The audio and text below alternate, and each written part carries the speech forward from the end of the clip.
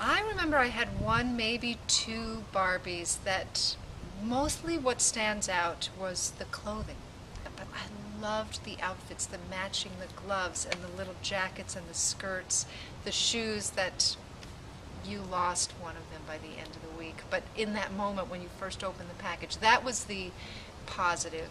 And then the kind of real disdain as I got older, I think more had to do with becoming a woman and really feeling uncomfortable with that message. I thought what Barbie represented was an absolute, superficial, idealized, from a male point of view, unattainable feminine figure. You walk into any art museum anywhere around the world and there is no painting of a woman that has the figure of a Barbie.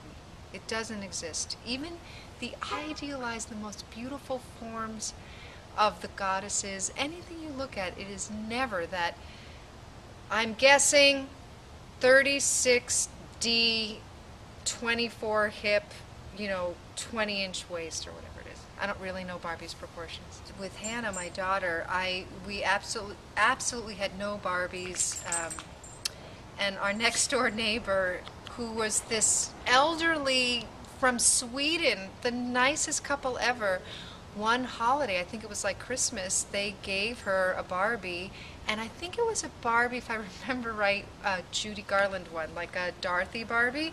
So it was one step less, I think, if I remember it right. But for me, I was sweating everywhere. I had to be kind because you're getting a gift, and I felt like I have to be kind and say thank you. But inside, I really did have a very violent internal reaction and had to temper it, and then, as with all parenting over the years, talk to parents who weren't as uptight as I was and tried to get a teaspoon of their attitude to be like, okay, this doesn't have to symbolize everything. It might just be a doll. Maybe. I'm admitting it was positive, quote unquote, because it didn't have an adverse effect on my daughter or me.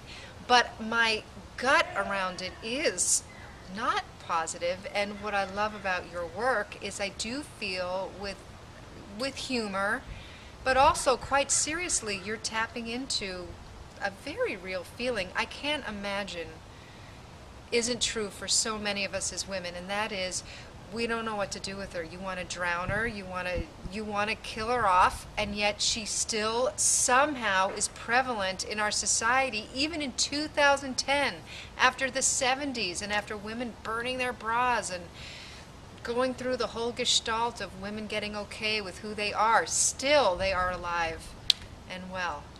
What do we do with that?